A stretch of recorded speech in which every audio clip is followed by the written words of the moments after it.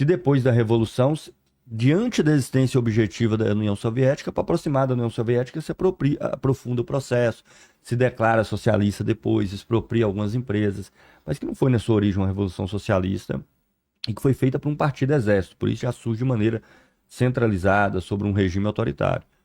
Então, eu acho que a gente tem que ver cada um desses processos na sua especificidade, o que eles propuseram, o que eles foram, e não, assim, botar no carro-chefe de, assim, as revoluções que tentaram aplicar o marxismo. Senão, eu também colocaria. As revoluções que tentaram aplicar o capitalismo, todas elas culminaram em ditaduras ou em democracias? Nós podemos pegar dezenas de processos ao longo do mundo que geraram regimes autoritários das mais diversas naturezas e que, inclusive, os processos de abertura democrática se deram muito depois. Então, eu acho uma forma bem simples de ver. E mais, a África hoje, um continente, só tem países capitalistas, praticamente só ditaduras. A Ásia está recheada de ditaduras em países capitalistas. A Arábia Saudita, democracia, por acaso? País capitalista. A Arábia Saudita não é um país capitalista, amiga dos Estados Unidos, inclusive. Né? Então a gente vê o que quer ver e aí me parece que essas generalizações não ajudam muito. Pois é. Foi aí? Vamos para a China então, Gustavo. O que que a gente tem que falar sobre China? Eu sei que você também estuda bastante e é um mistério pra gente o que acontece lá. Tem quanto de comunismo, quanto de capitalismo, ou é uma coisa diferente? Pode tomar sua água, relaxa, porque China... Não, tô tranquilo aqui. Não, eu sei, porque a jujuba gruda no dente, aí bate aquele desespero de... Não, Fala ou tiro com a língua aqui no... Não, tranquilo. Ah, você tem uma... Você trouxe algumas coisas, né, pra falar da China. China socialista... A gente mostra daqui a pouquinho. Tá bom, tá bom, beleza, vamos lá. Só algumas informações. Isso é uma apresentação... Mas relaxa com a jujuba aí, não tem pressa aí. Que a jujuba eu sei que gruda no dente. Tá. Isso é uma apresentação sobre China que eu fiz no meu canal, canal Orientação Marxista, com mais de 2 horas e meia. China é um grande case, né, pra gente pensar sobre, né? China não tem nada de socialista mais. É mesmo? Nada. Já teve. Já teve. E ainda que desde o início tenha sido um regime autoritário, feito com um partido exército, como eu falei, diferente da Rússia, que foi uma revolução que veio de baixo, com massas organizadas a partir de conselhos. A China, essa revolução foi bem diferente. Ela se deu a partir de um partido exército, militar, né, que se fortaleceu muito na Segunda Guerra Mundial, porque eles foram fortemente amados pelos Estados Unidos, por causa da Guerra Mundial. Os chineses lutavam contra o Japão. O Japão tinha invadido a China. E uma parte do território chinês estava sob o controle do que era o Partido Comunista Chinês, coordenado por Mao, que foi militarizado até os dentes pelos Estados Unidos. Só que a ideia do Mao lá na época, não vou entrar aqui em detalhes sobre isso, tá? Ele não via a Revolução Chinesa como sendo uma revolução diretamente socialista, mas sendo uma revolução do desenvolvimento do capitalismo. Uma teoria das etapas históricas, não vou entrar nisso.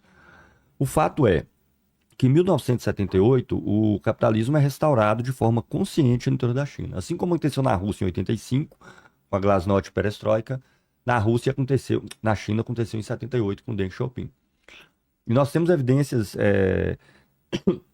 Eles falam, aqui nós vamos abrir a economia, e Deng Xiaoping tenta se mostrar, inclusive, como aliado mais confiável dos Estados Unidos. Nós temos um biógrafo do Deng Xiaoping, chamado Vogue, um dos mais famosos, que ele trata isso aí em detalhes.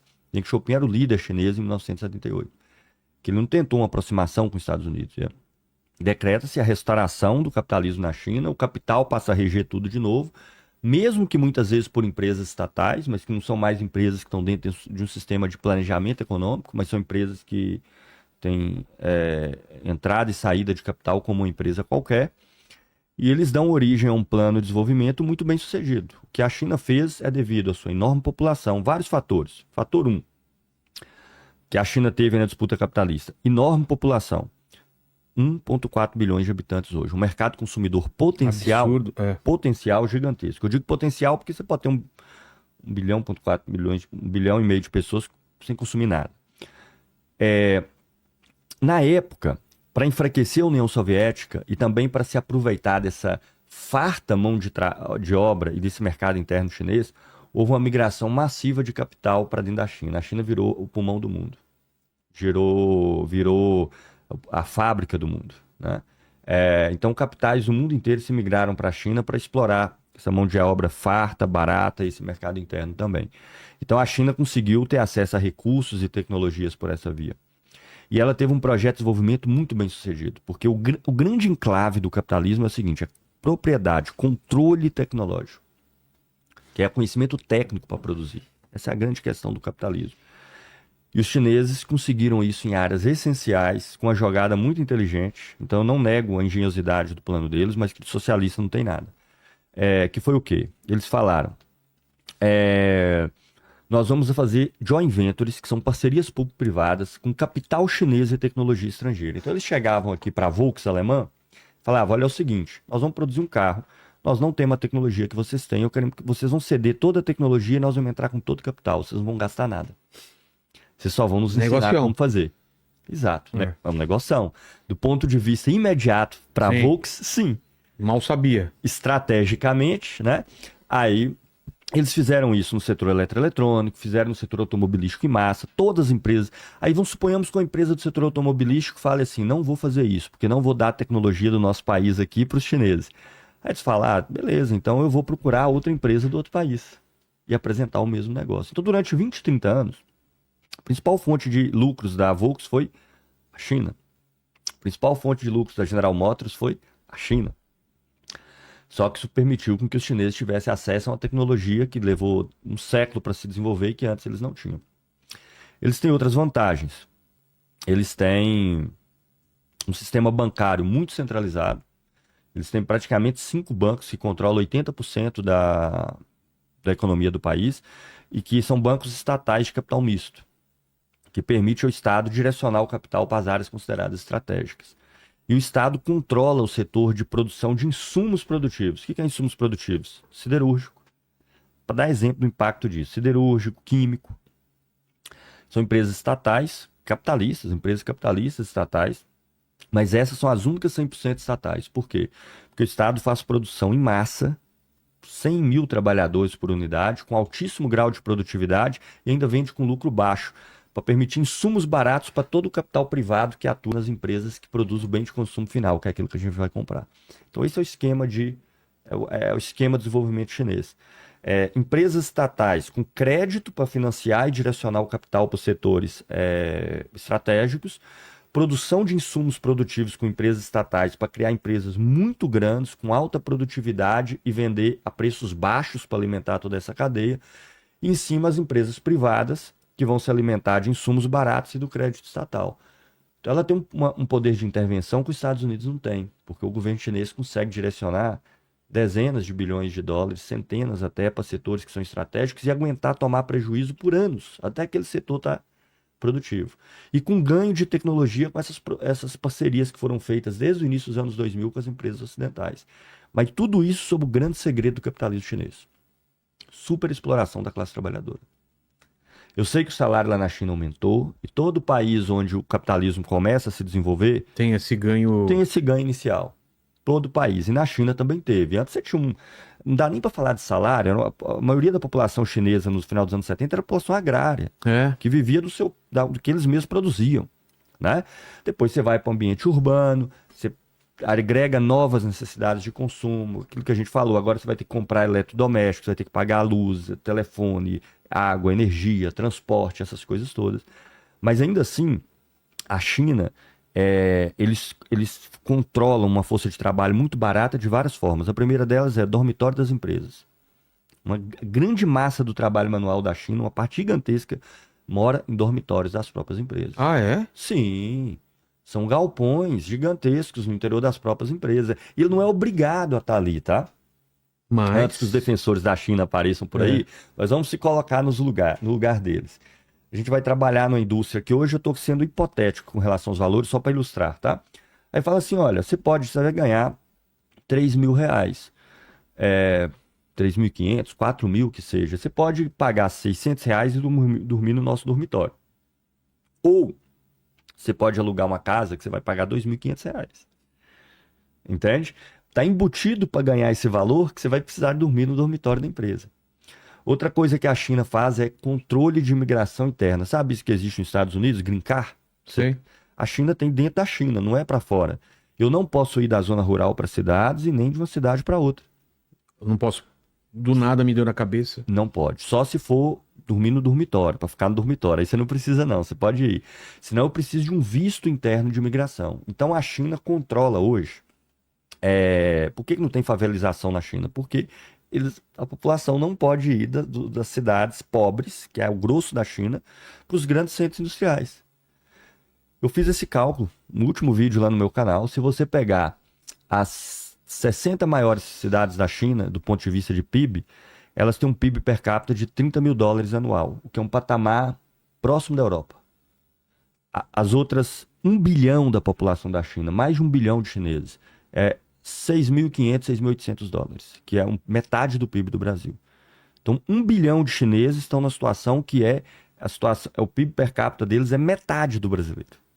Tá? Enquanto 370 milhões estão na situação próxima da Europa. E esse 1 bilhão não pode ir para essas cidades, porque há um controle interno de imigração, sistema chamado de RUCO. Tá? E lá as cidades são até classificadas por níveis. Níveis 1, 2, 3, 4.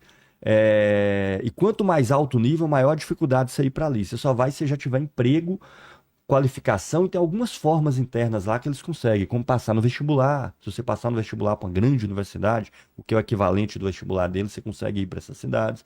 O grosso da população chinesa está excluída dessa China capitalista desenvolvida. Tá?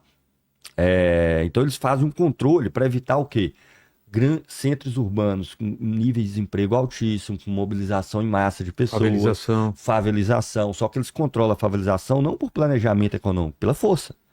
Você não pode ir. Você não pode ir, você entende? Então eles fazem propaganda assim, nós somos um mecanismo muito efetivo para evitar a favelização. Ok, eu tô contra, eu não quero que tenha a favelização.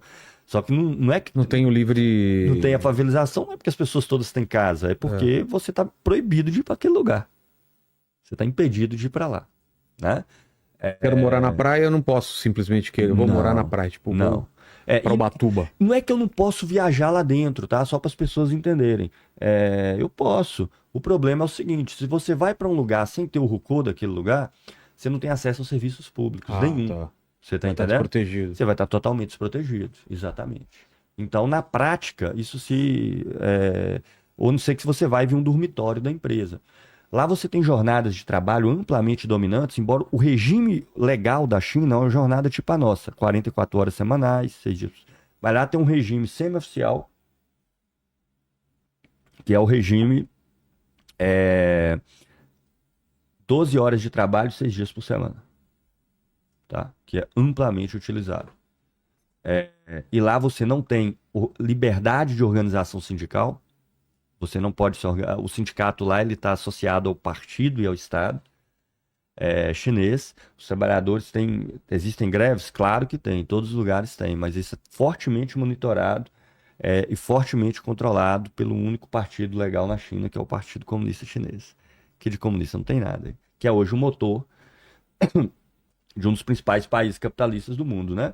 Então, a situação interna na China é essa. E ela se tornou uma ameaça porque o grau de centralização lá é tão grande, ela já surge como um país muito centralizado, que ela consegue direcionar o capital dela para setores estratégicos num patamar que os Estados Unidos nem sonha. Ela tem um mercado interno gigantesco ainda a ser explorado. Acabamos de falar disso aqui.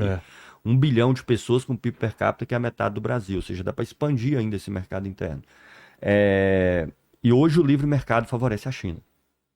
Hoje, se você deixa a economia aberta em termos de livre mercado, a China supera os Estados Unidos no futuro, sem dúvida nenhuma. Então, por isso que a linha do Donald Trump, que não está louco, é barrar a China pela força. A começar com as tarifas econômicas, com intervenções desse tipo. Proibindo países de venderem alguns produtos para eles. De vender. Aconteceu no Brasil, né? A internet 5G chegou atrasada no Brasil porque a Huawei saiu fora dos leilões aí para comprar as torres de distribuição de internet 5G no início do mandato Bolsonaro, por exemplo. Isso começou lá atrás, não foi o Trump que investiu isso. O Trump só está dobrando a aposta. O Biden já havia escolhido 75 produtos chineses, onde ele botou taxação de 100%, o Joe Biden. E não funcionou. Porque, porque esses 75 produtos, de fato, os americanos passaram a não comprar da China mais. 100% é bloqueio do comércio. Sim. Só que eles passaram a comprar de outros países que compravam seus insumos da China.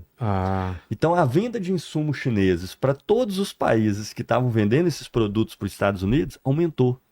Percebe? É por isso que o Trump tenta fazer uma intervenção muito mais enérgica, muito mais direta e com consequências muito maiores, inclusive para a população de dentro dos Estados Unidos. Tá?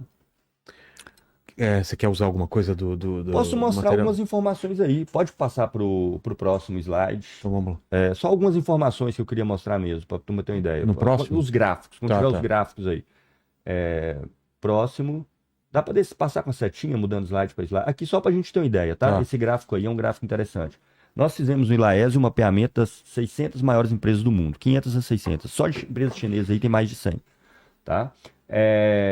A gente vê o que aconteceu no mundo hoje. A linha verde é o capital chinês de 2004 até 2023. Nós estamos falando de empresas chinesas, não é de empresa estrangeira na China, não. Empresas chinesas. A China era 3,9% lá em 2004 e passou a ser 20,3%. Azul em cima é os Estados Unidos. A gente pode ver que ele continua muito forte. Os Estados Unidos mantém a sua dominação, principalmente pela indústria digital, que ainda tem os Estados Unidos como epicentro. Mas quem despencou, que está naquelas linhas ali embaixo, foi a Europa e Japão. Tá? A Alemanha, Grã-Bretanha, França, Japão despencaram. Tiveram quedas aí de 30%, 40%, 50%. A China ocupou o espaço que a Europa perdeu e que o Japão perdeu. Só que ela caminha em direção aos Estados Unidos. Podemos ver algumas outras aí. Não vou entrar aqui em detalhes, seria muito tempo, viu, gente? Só para a gente ter uma ideia dos dados mesmo, tá? Pode descer um pouquinho mais. Não, o de cima mesmo. Porque tá tampando. Isso. Não, aí é só em percentual mesmo. Pode descer mais. Mais um pouco. Aí, ó. É o crescimento do capital dessa lista das 500, 600 maiores empresas do mundo. O crescimento da China nos últimos 15, 20 anos foi de 415%. O dos Estados Unidos foi 1,5%. Japão caiu 41%, Alemanha caiu 33%, França caiu 34%, Grã-Bretanha caiu 56%. A Coreia do Sul cresceu 22%, né? Onde está a Samsung, está de ponta aí em alguns setores. Suíça caiu 22%, Itália 26%, Espanha 25%, Suécia 45%, Holanda 61%. Aí vocês podem entender toda a convulsão que está na Europa hoje, surgimento da ultradireita, alternativas cada vez mais radicais, brigas envolvendo migração. Esses países descenderam na divisão internacional do trabalho da disputa capitalista. Esse espaço foi ocupado pela China. Próximo, só mais algumas informações que eu acho importante também. Pode passar. Isso. Aqui, olha, pode descer só um pouquinho só, porque está tampando a parte de baixo. Isso. São todas as empresas chinesas que estavam na nossa base de dados no momento que a gente fez isso aí, ó. Tem uma lista de pessoas que defendem a existência de um socialismo chinês e elas fazem a seguinte contraposição. De um lado, a gente tem o capital privado, do outro lado, a gente tem o capital estatal. O que a gente mostra nesse estudo nosso é que há uma simbiose entre os dois. As empresas estatais, que são aquele primeiro bloco de empresas que estão ali, as empresas 100% estatais, o objetivo delas é produzir insumos baratos para as empresas privadas. Elas estão articuladas umas com as outras. Naquele primeiro bloco de empresas, vai estar as empresas do setor químico, as empresas do setor metalúrgico, as empresas de energia e de telecomunicações. Então, o objetivo é produzir energia barata, telecomunicações barata, insumo barata para as empresas privadas, que são as empresas que vendem os produtos de consumo final, onde está a BYD, onde está a Huawei, onde está a Xiaomi, onde estão as empresas que vão produzir as coisas que nós vamos comprar. Então, o setor estatal ele é a plataforma de base que alimenta o setor privado na China. Não tem uma oposição entre eles. Não tem uma briga entre o capital controlado pelo Estado com o capital controlado pela iniciativa privada. Existe um controle do Estado visando um projeto estratégico de desenvolvimento e que dá suporte para o capital privado, que é o que está na ponta com as empresas de consumo final. Então ali a gente vê a Xiaomi, BYD, as empresas do setor automobilístico, a Geely, a Li Auto, a Midea de eletrodomésticos, todas elas empresas 100% privadas. Entendi. Né? E tem ainda as empresas privadas com participação estatal, que em caso das empresas do setor aeronáutico, por exemplo, o Estado só entra pelo seguinte, precisa de tanto capital, mas de tanto capital nessa área... E é estratégico também, né? E é estratégico. O setor privado não dá conta. Só que eles botam empresa privada e o Estado subsidia. Dá subsídio. Tá? Então, é só que lá não tem contraposição entre setor estatal e setor privado. Os dois são de braços dados. Deixa eu ver, só tem mais alguma coisinha. Aí pode passar. Outra coisa interessante, esse é um gráfico de algumas empresas chinesas. Aí, nesse caso, é a State Grid Corporation, que é uma empresa de distribuição de energia elétrica, uma estratégia que a China usa muito. Essa é a taxa de lucro operacional dela, que é baixíssimo, chega a 2,6% aí nos últimos anos. Por quê? A China usa conscientemente uma estratégia de lucro baixo nessas empresas para fornecer energia barata para as empresas. Por isso que ela se torna tão competitiva a nível internacional. Então, se fosse uma empresa privada, ela não ia sobreviver com lucro tão baixo. O cara não ia botar o capital dele para ter 2,4% de lucro operacional. O lucro líquido que vem depois é quase nada. Então, o Estado assume, inclusive precifica abaixo para esse valor ser apropriado pelo setor privado lá na ponta. Então, a gente pegou várias empresas, um estudo nosso, essa State Grid Corporation é uma das maiores empresas do mundo. Tá? O setor de distribuição de energia da China, praticamente todo é ela que é responsável. Não de produção de energia tem mais, mas de distribuição. Pode descer mais alguns. Quando a gente vai para a Alibaba, com a empresa privada, o lucro dela é um lucro normal, de toda empresa do setor privado. Tá? Vai ter os picos de lucro, a gente tem ali em 2003, mas ela está com a taxa de lucro aí na casa dos 20%, já chegou a ser 40%, e está na taxa dos 20% porque ela está se reinvestindo muita grana, mas é um lucro normal, o setor privado dentro da economia chinesa. Passar mais alguns poucos, o Huawei ali, pode passar, isso não precisa. Isso é interessante, desce só um pouquinho, para a gente entender o grau de centralização do capital na China. Os 4 bancos chineses ali, ó, a gente tem o Banco da Indústria e do Comércio, o Banco da Construção, da Agricultura, um que só fornece crédito internacional, e o BOCOM ali, que é mais para crédito externo. Esses bancos têm ativos, que é o conjunto de riqueza que está disponível no banco, na casa aí de 6,54 trilhões de dólar, convertido para dólar ali. O maior banco dos Estados Unidos, que é o JP Morgan, tem 3,8 trilhões de dólar. Pô. É porque a economia chinesa já é maior que a dos Estados Unidos? Não, é por causa da concentração bancária. Se você pegar o sistema bancário americano inteiro, ele é maior que o chinês, bem maior. Mas esses 5 bancos chineses controlam 70%, 80% do capital do país. Né? Deixa eu ver se tem mais alguma coisa interessante. Pode passar. Não, volta esse aí. Isso, desce um pouquinho. Produtividade na China, tá? A produtividade aqui a gente entende como custo de produção por trabalhador. Não é produtividade no sentido o quanto mais riqueza o trabalhador é capaz de produzir por tempo de trabalho. A gente vê aí que a China ela ultrapassou em termos de produtividade no setor de meios de produção, onde está aqueles setores estatais, Estados Unidos, Alemanha, Japão, Grã-Bretanha, França. Nesse setor ela está no topo. E por que ela consegue fazer isso? Porque é produção em escala. Uma unidade produtiva lá, ela produz aço, que é tanto aço, mas tanto aço, que no Brasil atenderia o mercado inteiro e ainda sobraria. Nem daria para ter uma siderúrgica dessa no Brasil. E além disso, ela se beneficia de ser uma indústria toda muito nova. Como ela se industrializou recentemente, toda a matriz produtiva lá é recente. Foi feita nos últimos 10, 15 anos. Uma infraestrutura toda recente. Os Estados Unidos tem uma infraestrutura de 50, 70 anos atrás. Mais algumas coisinhas. Pode passar, essas coisas todas eu explico lá, pode passar, só ver se... Acho que já tá bom. Era só para dar algumas indicações aí, em termos de números, porque tem um estudo que nós estamos ancorando essas análises que a gente faz da China. O que eu acho importante aqui, do contexto que nós estamos discutindo? Que toda essa estratégia bem sucedida da China, praticamente um único país capitalista que cresce significativamente ao longo dos últimos 15 anos, agora ameaça a hegemonia dos Estados Unidos no mundo. Mais um caminho a qual o capitalismo sempre caminha. E caminha, sim, para um caráter conflitivo e tendencialmente para a guerra com a China no futuro. Tá falando bélico também? Bélico. É inevitável, sabe? Porque você não consegue... Olha o cenário. Os Estados Unidos hoje é a potência dominante ainda. Nós vimos ali. 40% do capital das grandes empresas estão nos Estados Unidos. São capitais americanos. Grandes empresas espalhadas por todo mundo. Ele é o mais forte. Mas ele está perdendo espaço e a China fez uma estrutura de desenvolvimento tão bem feita sobre uma super exploração da classe trabalhadora chinesa, então não tem nada a elogiar desse ponto de vista, não é essa a questão, que o livre mercado hoje favorece a China.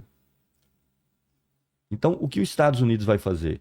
Ele vai deixar a China ultrapassá-lo ou ele vai usar a força para poder bloquear? Exato. Percebe? E ainda tem um outro problema que é Taiwan, né? Que é uma ilha originalmente pertencente à China,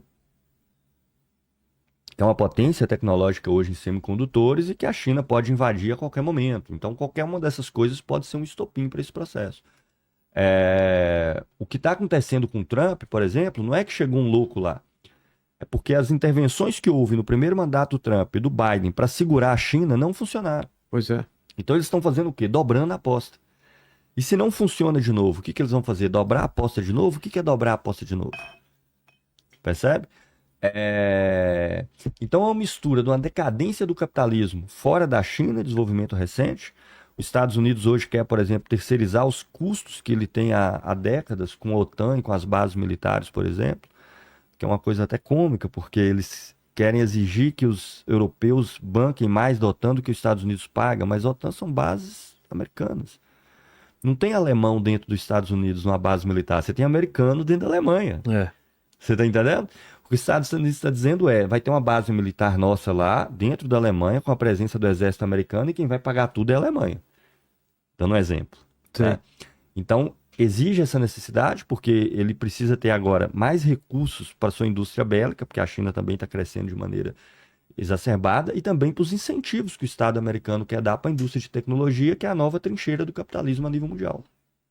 Trump anunciou mais de 500 bilhões em subsídios a esse setor. Ah, é? Sim. E tá louco por territórios novos, né? Groenlândia, Canadá. Mas esse é outro tema, claro. Porque a mineração também muda com as novas revoluções tecnológicas, né? Das terras raras, né? Mineração de terras raras, que hoje é totalmente hegemonizado pela China. Pois é.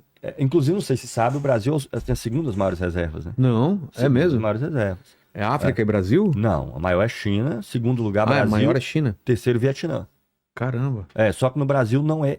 O que é explorado é irrisório, quase nada. Não vou dizer que é nada, porque a indústria de Angra dos Reis, salvo engano, ela tem tecnologia e explora um pouco desses minérios para as operações dela, que é a usina nuclear lá em Angra. Mas o Brasil até então não tem tecnologia, porque essa mineração, qual que é o problema dela? Ela é uma mineração que exige alta tecnologia para ser explorada. É muito mais complexo que a mineração do ferro. São um conjunto grande de minérios ali, aqueles que você pegar a tabela periódica, está ali naquele nível 60 da tabela periódica, naquela linha ali, e eles ficam muito misturados uns com os outros, eles são muito difíceis de separar. Só que eles estão presentes nos semicondutores, nos chips de alta tecnologia, nas baterias de carros elétricos, todos os equipamentos de alta tecnologia envolvendo eletroeletrônica hoje, inclusive os militares, precisam desses minérios. É de olho nisso que o Trump está na Groenlândia, porque a China ela não só tem as principais reservas, como ela hegemoniza a produção a nível mundial desses minérios. Pois é. Então o Trump está de olho nisso na Groenlândia, está de olho na Ucrânia. E pode ser que esteja no Brasil, tá? No curto prazo. No Brasil, 20% das reservas estão aqui. Putz, lá vem o cara, já veio o laranja pra cima da gente. Fala, o Homer, tem pergunta sobre China? Tem pergunta sobre China aqui. A Camila Duarte... Qual é a capital da China?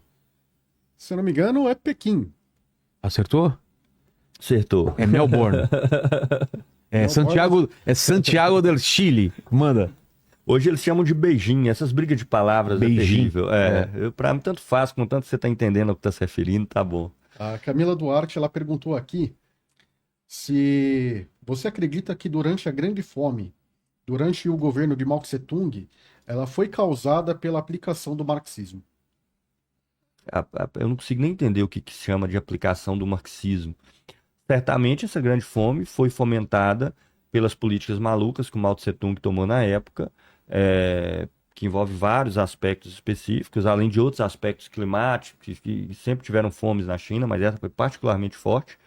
E eu não saberia nem dizer o que é essa aplicação do marxismo a que ela se refere. Seria como se eu perguntasse assim, você diria que a grande fome que aconteceu na Irlanda no século XIX, que matou milhões de pessoas, foi devido à aplicação do capitalismo? O que significa isso exatamente? Eu nem sei o que quer dizer. Tá tendo um movimento dentro dos canais, dos influencers comunistas em relação a você, de não quererem debater ou não quererem falar contigo. O que causou isso? Rapaz, então, eu não vou falar por todos eles, porque eu não... Eu nem sei se são todos ou são alguns também. Mas eu acho que existe muito é o seguinte, sabe? Eu não estou falando individualmente de ninguém aqui, mas eu estou falando o que eu vejo que é a regra ao longo da minha experiência. Tá. Eu faço parte de uma organização e tenho uma perspectiva, que eu sou militante do PSTU, que é uma organização política, que a gente leva o marxismo a sério mesmo. Para a gente o marxismo não é só um referencial distante. É claro que a gente tem que estudar a realidade o tempo inteiro. É claro que o que o Marx fez lá atrás não é suficiente para estudar o Brasil nos dias de hoje. Isso é evidente, que a gente tem que estudar o Brasil nos dias de hoje, o mundo e tudo mais. Mas a gente acredita que continua em vigor o programa que ele defendia, que é não tem como resolver os problemas do capitalismo institucionalmente no interior do Estado. E hoje nós temos grupos dominantes de marxistas, que se dizem marxistas, mas que o socialismo é só para os dias de festa. E vai ser possível daqui a 200 anos, eles falam, daqui a 250, 300, 1000. E até lá nós vamos assumir o Estado, ocupar os carguinhos públicos, pegar os gabinetes, assumir os mandatos parlamentares, dedicar centralmente a isso. Como a minha organização e eu no meu canal denunciamos muito isso, muita turma que se diz ligada à tradição marxista tende a ter esse tipo de ação contra mim. É uma especulação que eu faço, que não tem como entrar dentro da cabeça deles, né? Então, embora tenha esse jargão comum, do qual eu e muitos outros estamos unificados, na verdade existem muitas diferenças a respeito do que nós pensamos, do que defendemos para o país, da concepção que temos e tudo mais. Mas só eles podem me explicar por que começaram a me atacar. E porque não querem debater contigo também. Porque a gente tentou algumas pessoas e não conseguiram. E elas se recusam a debater contigo. contigo. Eu estou inteiramente aberto. Mas você chegou a atacar eles pessoalmente, nominalmente? Nunca. Eu tenho React no meu canal, abordo todo mundo, sempre abordo o conteúdo que as pessoas falam. Pessoalmente, jamais. Pelo contrário. Mas cheguei a ser crítico a algumas. Cheguei a ser crítico, por exemplo, me lembro aqui ao Jabu. Mas com relação à visão que ele tem da China e tudo mais.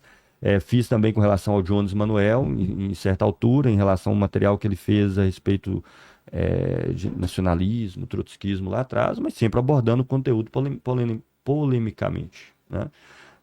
Pessoalmente eu nem os conheço, não tenho condições inclusive de opinar a respeito de como que eles são pessoalmente e tudo mais. Não duvido que sejam ótimas pessoas, não tem nada a ver. Tem pessoas que eu discordo politicamente de tudo, que eu acho que são excelentes pessoas, e tem pessoas que eu concordo com praticamente tudo e acho que são más pessoas. Não tem correlação de uma coisa com a outra. Entendi. O Eduardo Pires, ele perguntou: poucos países são governados por partidos comunistas. Você acredita que Marx falhou sendo precursor do comunismo? Eu acho que a bola ainda está rolando, né? A partida ainda não acabou. Veja, o capitalismo é uma sociedade que começa a desenvolver na Europa no século XV, já de maneira muito clara. Poderíamos ir até para o século XIV, mas o século XV, que só vai se consumar no século XIX, 400 anos depois. Durante esses 400 anos ele fracassou. Eu acho que a bola está rolando. Enquanto existir capitalismo, vai ter marxistas e vai ter comunistas, porque o capitalismo, os marxistas não são filhos do Marx, mas dos próprios problemas que o capitalismo criou. Assim como não foi Albert Einstein que inventou a lei da relatividade geral, ele só descobriu a teoria da relatividade geral, nem foi Newton que inventou a gravidade. Marx só estudou a dinâmica interna do capitalismo, identificou os seus problemas e apontou para onde nós temos, através da nossa intervenção, tentar caminhar para tentar superar. Enquanto o capitalismo estiver aí, nós estaremos. Os marxistas só vão deixar de existir quando o capitalismo acabar. Entendi. Assim que eu penso. Manda, Romer. Nós temos aqui também a Helena Cardoso perguntando: a ideologia alemã só foi publicada depois da morte de Marx. Sim. Qual é a importância dessa obra para entender o materialismo histórico? A concepção do Marx, essa obra é muito importante realmente. Marx não conseguiu publicar na época, e aí, como ele diz, ele deixou ela a crítica roedora de ratos. Felizmente foi publicada depois. É um trabalho importante. Infelizmente, durante muito tempo só se conheceu um trechinho desse trabalho, que inclusive durante o período de Stalin eles pegaram esse texto, publicaram trechos recortados do livro com títulos que não existiam, dando uma ideia muito diferente do que a obra tinha de fato. Mas nós já temos ela publicada integralmente agora, acho que é um texto importante, ainda que ela esteja circunscrita pela polêmica que Marx faz com alguns filósofos alemães da época, como Feuerbach e tudo, ajuda a compreender bem por onde vai a concepção dele, que eu resumiria de maneira muito simples, que é uma frase que está na ideologia alemã. Isso que se chama de materialismo histórico, a concepção marxista, não se baseia nem de abstrações nem dogmas, mas nos fenômenos reais, naquilo que não se pode abstrair a não ser na imaginação, na análise da realidade, das relações que existem entre elas, procurando entender sua lógica própria, suas contradições, para ver o que a gente pode fazer para avançar na resolução dos problemas. Aqui foi. Foi. Gustavo, faltou alguma coisa? Tem uma ponta solta em relação à China ou marxismo? Ponta solta sempre vai ter, mas não, eu imagino, eu espero que o debate, a entrevista, Elas- possa deixar várias pontas soltas. Nos comentários o pessoal Nos vai... comentários, várias dúvidas. Eu Tá. acho que se não tiver gerado dúvidas, então eu imagino que a minha entrevista tenha sido uma bosta. Tá certo. Eu espero que ela gere muita dúvida e pontas soltas. Você não tá livre não, porque a gente, como é a primeira vez que você vem solo aqui, a gente tem que fazer as 3 perguntas finais, tudo bem? Ah, claro. Não tem nada a ver com marxismo, tá? Tudo bem. Sem A problema. primeira pergunta que eu faço para todos os convidados que vêm aqui é qual foi o momento mais difícil da tua vida ou da tua carreira? Rapaz, o momento mais difícil da minha vida ou da minha carreira. Olha, eu acho que o momento mais difícil da minha carreira, curiosamente, foi quando eu formei e comecei a trabalhar. Era o meu sonho. Assim, eu já trabalhava enquanto eu estudava, né? Mas aí eram estágios e tal. Foi quando a falta de perspectiva que a sociedade capitalista produz, no sentido de você ter uma rotina maçante, horário comercial, trânsito, aquela coisa, e que a perspectiva de vida é simplesmente sobreviver, me desmotivou de tal forma que me fez tomar a decisão mais importante da minha vida naquela época, que foi começar a militar e me transformar em marxista. Eu me transformei em marxista depois que eu comecei a trabalhar. Por causa que eu não queria aquela vidinha limitada a qual eu estava reduzido enquanto um mero reprodutor da minha existência pela via do trabalho e tudo mais no capitalismo. Então, o momento mais difícil foi o momento em que eu formei e comecei a trabalhar e que me deparei com a limitação. E eu tinha formado na universidade importante, em curso de ciência da computação, que era um curso renomado, e me vi completamente frustrado quando ingressei no mercado de trabalho. Acho que é isso que eu me lembrei aqui agora. Mesmo como Só um detalhe, Ah, um tá. momento difícil também, eu saí de casa muito cedo, né? Eu saí de casa com 14 anos de idade. Foi maravilhoso, eu morava em Turmalina, Vale de Jequitinhonha, norte de Minas, e para mim estudar numa escola que me desse chance de entrar na universidade, tinha que ser uma escola pública federal, porque minha mãe tinha condição de pagar a escola particular. Então eu saí com a mão à frente e outra atrás, com a ajudinha que da família dava na época, fui para Araxá, no Triângulo Mineiro, com 14 anos de idade. Os 6 primeiros meses também foi difícil, mas depois eu me adaptei, adorei a cidade, foi maravilhoso o período que eu estive lá.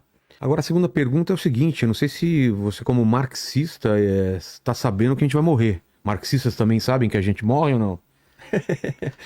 ouvi falar. Não sei Ouvi se eu tô falar dando sobre isso em isso. primeira mão, mas esse vídeo aqui vai ficar além da gente aqui na Terra. Então, manda uma mensagem pro futuro para que 200 anos. Não sei se o mundo vai estar marxista, vai estar socialista, comunista, não sei como vai estar, mas para quem está assistindo, quais seriam suas últimas palavras, teu epitáfio?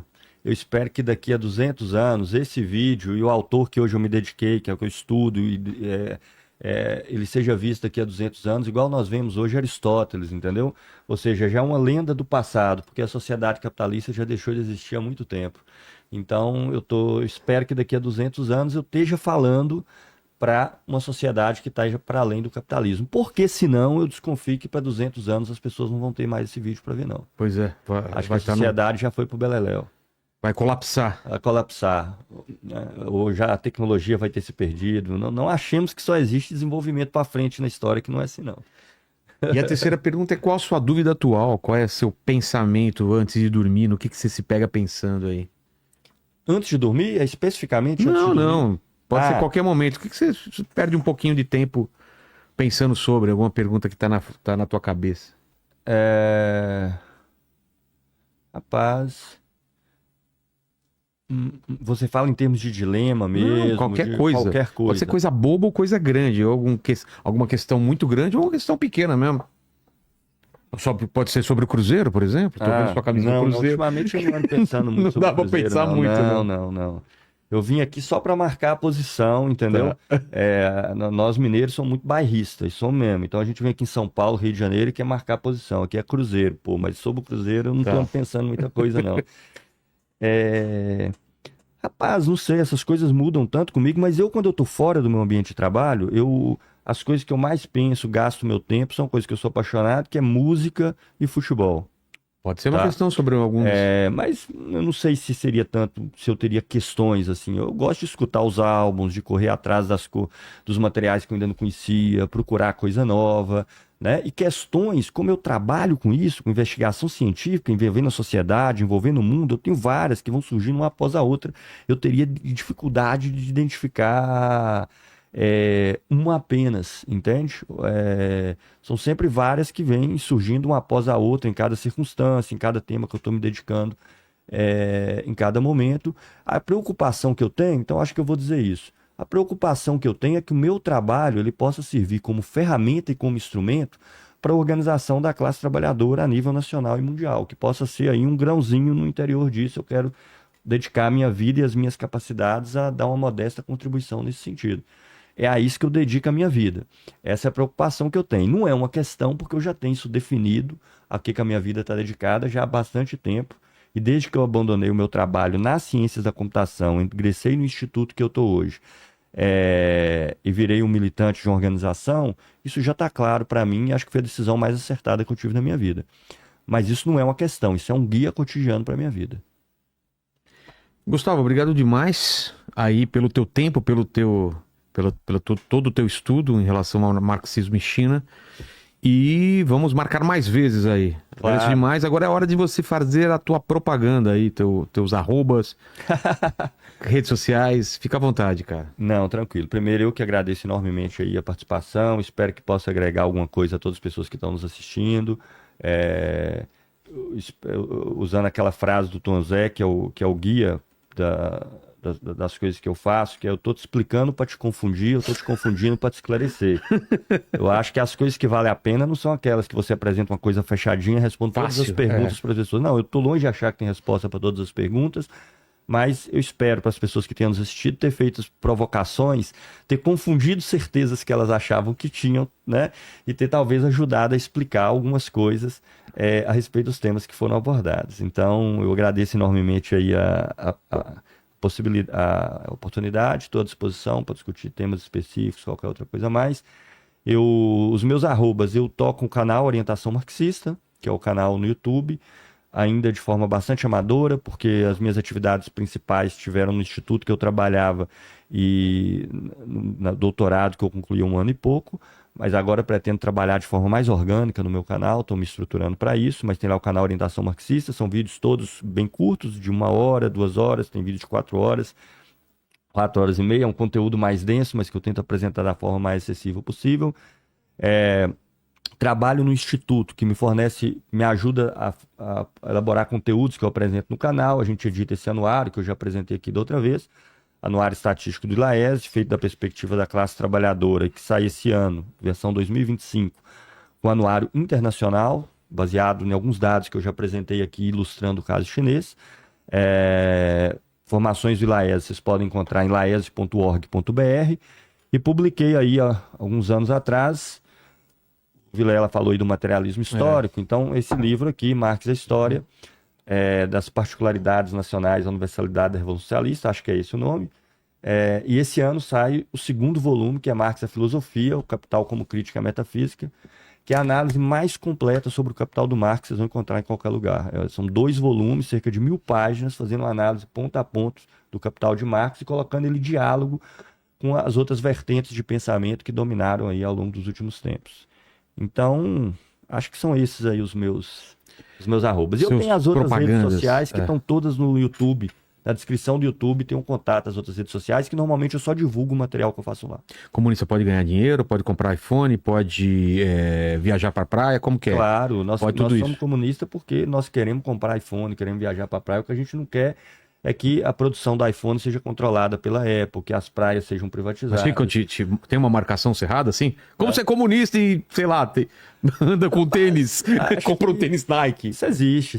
Diminuiu um pouquinho no último tempo, acho que as pessoas estão tomando mais consciência. O comunismo é o universo do consumo. O capitalismo é que não é. O capitalismo é o universo da acumulação abstrata de dinheiro.